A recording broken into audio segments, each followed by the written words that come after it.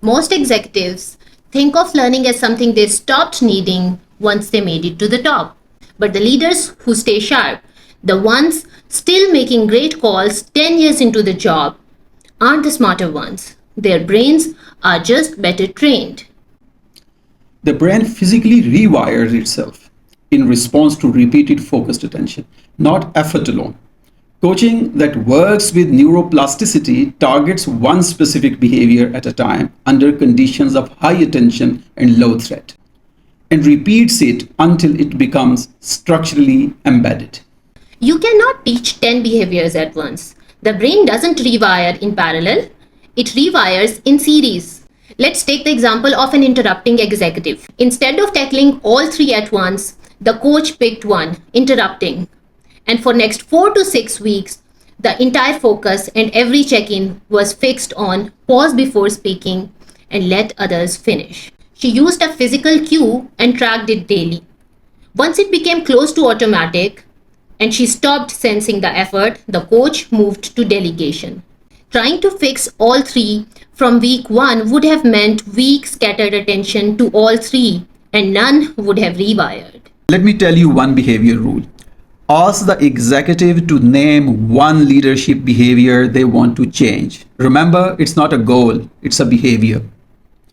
Have them describe the exact moment it happened. For example, in the Monday executive meeting when someone challenges your numbers. Have them pick a single micro replacement behavior. Commit to practicing that single swap for 2 weeks before adding anything else. Narrow the target. Repeat the rep. Let the brain do the wiring. New learning is fragile until it's consolidated, a biological process which mainly happens during sleep and through spaced repetition, not through cramming in an all-day offsite. Information reviewed once is largely gone within 48 hours. That's the classic forgetting curve. Companies that follow a single training day with spaced follow-ups, say 10 minutes recap at 48 hours, 1 week and 1 month, see dramatically higher retention than one and done training.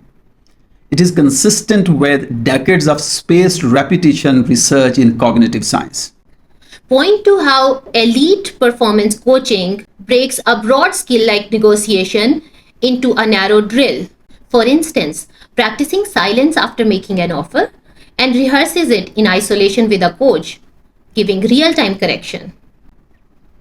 Rather than the executive making more live negotiations and hoping to improve. Expertise isn't built by doing a job for years. It's built by deliberate practice.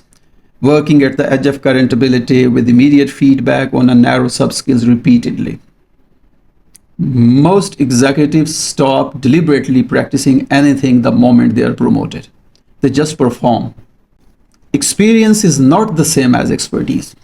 20 years of experience can mean 20 years of practice or 1 year of practice repeated 20 times.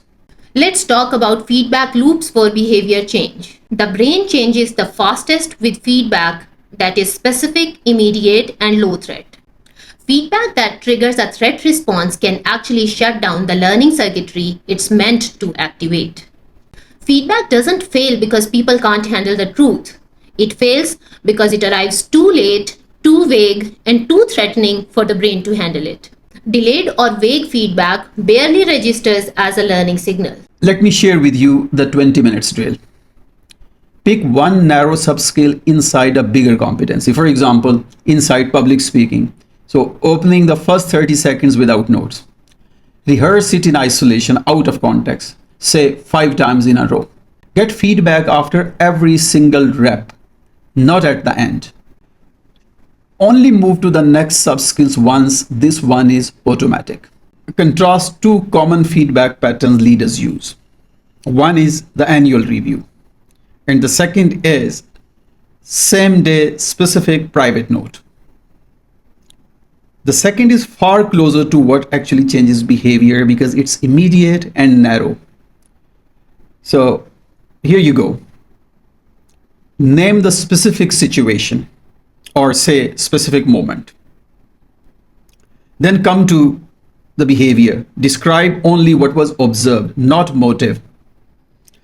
Then think of impact. State the effect it might have.